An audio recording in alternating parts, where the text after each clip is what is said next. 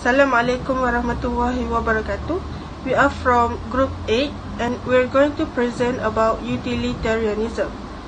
So I'm the first presenter. My name is Nursyafida Najihah binti Azmi. My metric number is 1912916. The second presenter is Aina Najwa binti Affendi with the metric number of 1911538. And the last presenter is Camelia Irdina binti Azim with the metric number of 1917718.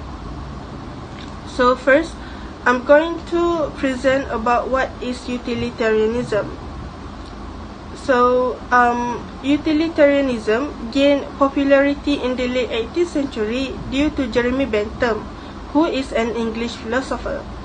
He is known as the father of utilitarianism, and he has published a long defense of utilitarianism in the work of entitled Introduction to the Principles of Morals and Legislation in 1789. So before we go further into this topic, let's first know the meaning of utility. So utility, in terms of philosophical context, it means that what is good for human being. So what is utilitarianism? Utilitarianism is a moral theory that determines whether an action is morally right or wrong based on the consequences or results of the action. To put it simply, good consequences equal to good actions. So what makes a good action is that it produces good consequences. Next, utilitarians believe that actions should be measured in terms of happiness or pleasure that they produce. So to put it simply, right action is the one that produces more happiness and less suffering. So if you can see from the slide, I have highlighted two things, which are both of them are the main feature of utilitarianism, which are right actions is the one that produces good consequences, and right actions are the one that produces more happiness and less suffering. Moving on, in utilitarianism, the actions that you do for the sake of something else. It is actually called consequentialism. For example, you study to get high marks, you work to get money, and you do assignments to avoid fail. So why do you do all these actions? It is because all of the consequences of your action will lead to happiness and less suffering. Moving on, utilitarianism is a hedonistic theory.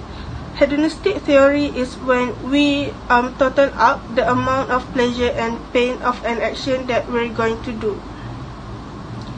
Next, utilitarianism is not egoistic but other regarding.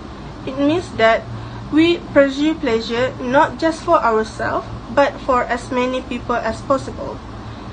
In other words, it is called principle of utility, which means that we always act to produce greatest good for greatest number. Now, let's take a look at the example to help you to understand further. The first example is, since it is your birthday, you can choose what to eat. You want to eat Korean food because it is your favorite, so it gives you happiness. However, your family members do not like Korean food, so you choose Malaysian food because everybody eats it. So if you do this, it means that you are utilitarian because you choose an action that produce greater good for greater number. If you can see here, you sacrifice your own pleasure because you want to produce greater good for greater number. So the second example is kill one person to save 5 others. For example, you are a doctor and you have 5 doses of medicine left, and at the same time you have 6 patients.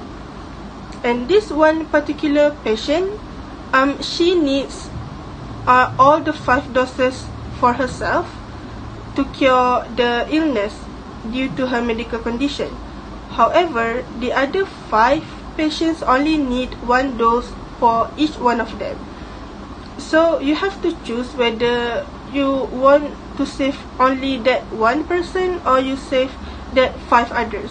So if you choose to save 5 others, it means that you are utilitarian, because you choose an action that produce greater good for greatest number. Okay, hi, now move on to my turn. Okay, in my turn, I will be explaining about the types of theories under utilitarianism. Okay, so basically there are 2 types of theory. The first one is value theory, and then the next one is right action theory. Okay, value theory. Okay, it says that the only thing that valuable in its own right is happiness, and happiness in the absence of suffering. Okay, so for your information, value theory is also known as hedonism. Okay, which means that only pleasure is intrinsically valuable. Okay, it means that from this theory, the people that practices this theory will only put happiness on the first place, no matter what happened, and no matter how difficult it is. The first thing is happiness. They value the happiness. And then the next slide, right action theory. Okay, the one that produces the most stuff that valuable, and then some certain that produces the most expected value. And then an act is right if and only if it results in as much good as any available alternative. Okay, for your information, right action theory is also known as consequentialism, which means that only the results of an act are relevant to its moral evaluation. Also means that the motive of the agent or any qualities of the act itself are irrelevant. So it means that from this theory, people that practice this theory will tend to act at the end of the action. The product will be the happiness of majority instead of minority. Okay, now we move on to the pros and worries of this theory. Okay, so first I will be explaining about the pros of this theory. Okay, the first one is get to focus on happiness as a society. This is because this theory puts happiness as the central reason for the existence. Okay, what does it mean is that, okay, try to look at the societies nowadays during this pandemic moment. It is clear that people are not experiencing this emotion. People tend to feel happier when they have access to more financial resources and have fewer worries about future employment. Okay, and then the second pros is remind that harming other people is wrong. Okay, this is because the definition of morality and ethics comes from a community-based perspective instead of individual look. Okay, there may be choices that make us happy as individual, but if it doesn't help others, this theory is incorrect. Okay? It shows that harming others for the sake of personal benefit is not a helpful approach. And then the next slide. Okay, the third pros from this theory, it is an easy theory to implement. Okay, this is because there is only one process to focus upon when implementing a society, which is happiness. Okay, and then this is because we work together in group and determine the positive and the negative effects from our action. This is because we are used in decision making process, because that is something we do from the first day. We do from the time when we were young. And then the last one is seek to create the highest good. Okay, it means that it focuses on the majority as a group for happiness instead of everyone. Okay, in perfect world, in today's world, we want to see everyone have equal happiness and opportunities.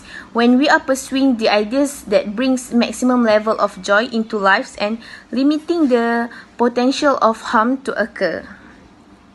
This is it shows that from this theory, it shows that people are not selfish.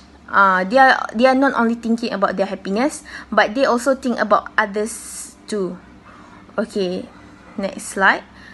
Okay, the next slide I will be explaining about the worries of this theory. Okay, the first worries is that it do not consider other elements beside happiness. Okay, this theory focuses on majority happiness without thinking about other elements of what it means to be human. Okay, it means that for example, when we love to eat junk food, we tend to always eat junk food because we feel happy, and we feel happy when we eat junk food. But less that we know that junk food brings harm to our health if we keep eating it. But people is not thinking about the harm effect, because what they want is only happiness when they eat the junk food, because they do not consider other elements to be human other than happiness. Okay, and then the next one is can be unpredictable. Okay, what does it mean? That it is rare to receive a premonition about future event that actually comes true. It is about what may and may not happen tomorrow. Okay, this is because we must focus on what happens now in this moment to determine what path we can pursue to create and improve society. Because doesn't mean that we think that okay, we want this, we think that this thing will happen, this event will happen tomorrow, and then it will happen tomorrow. So there is possibility that the event will not happen tomorrow. So we cannot make sure that something that we think will happen. No, it might not be the way that we think it will be. Okay, and then the next slide, we move on to the third worries, which is making consistent decision. Okay, it means that it is only and focused decision will lead to their happiness first. It is all about their well-being. Okay, this is because the average person will act selfishly whenever they face with difficult decision, no matter what their upbringing or spiritual happens to be. Okay, this is because when people are put in difficult decision, they will tend to make decision that will benefit themselves, that will produce happiness. Okay, instead of thinking about others, because it may be that they are happy on others suffers.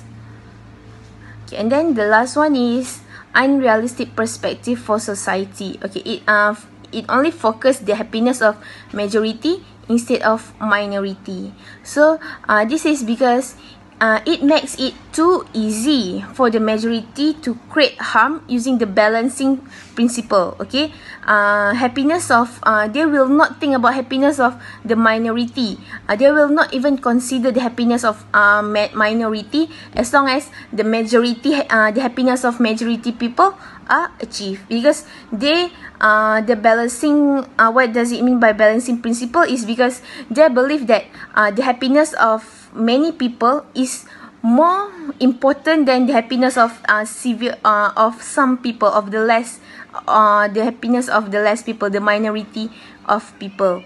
Okay, so I think that's all from me. Assalamualaikum warahmatullahi wabarakatuh. My name is Camelia Irdina binti Azim with the metric number 1917718, and now I will be presenting on the strength and weaknesses of utilitarianism. There are 5 strengths and weaknesses of utilitarianism, and they are related to consequences, reason, equality or inequality, happiness, and hedonic calculus. The strengths and weaknesses that I will be mentioning contradict with each other. So firstly, I will be explaining about the strength and weakness of utilitarianism based on the consequences. So as we all know, as mentioned by the previous speakers, utilitarianism is aimed to produce more happiness and less suffering. So the strength of utilitarianism is it is pragmatic, which means that we deal with situations realistically and sensibly, and it also focuses on the consequences of an action. Meanwhile, the weakness of utilitarianism seeks to predict the consequences of an action, which is impossible because most of the time the consequences of our actions are uncertain. So next, I will be explaining about aim and reason. So for utilitarianism, for most people, happiness is an important part of decision making as it is their main aim in life, and this is considered the strength of utilitarianism because happiness is a positive thing and everyone wants to be happy in whatever they do. However, the weakness of this aspect is some people claim that Bentham committed the naturalistic fallacy. So what is naturalistic fallacy? Naturalistic fallacy is a concept where something which is considered natural must be good. And in this case, it is happiness. Although sometimes in certain situations, happiness can be a bad thing if it can bring bad effects to ourselves or other people. So in this case, Bentham tries to infer what ought to be done from what it is. So next, I will be explaining about equality and inequality in utilitarianism. So, in utilitarianism, this theory treats everyone equally regardless of emotional or social attachments, and this is considered the strength of utilitarianism. Next is weakness. Even though utilitarianism claims that it treats everyone equally regardless of emotional or social attachments, utilitarianism fails to identify that we have certain duties or obligations to others, such as we work for that person or we are supposed to respect that person. So these things should be paid more attention to. So now I will be explaining about happiness. As mentioned by the previous presenters, the concept of utilitarianism is aimed to produce the most amount of happiness for the greatest number. Hence, this is why this theory is simple to follow, because its concept is just about the greatest happiness for the greatest number. However, there is a disadvantage or a weakness about this fact because happiness is subjective. As mentioned from my previous points, sometimes happiness can't be a good thing if it harms others. Happiness, the weakness of this aspect is that happiness is subjective. Some people find happiness in helping others or eating ice cream, eating cake. However, some people find happiness in hurting others, murdering people, and so on. So now I will be talking about hedonic calculus. So what is hedonic calculus? Hedonic calculus is a theoretical algorithm of an act's value based on the ratio of pleasure to pain. So based on the concept of utilitarianism, it is important that we make sure our actions produce more pleasure compared to pain. So the strength of utilitarianism under this aspect is that Bentham provided humans with a way to measure happiness, which is through hedonic calculus.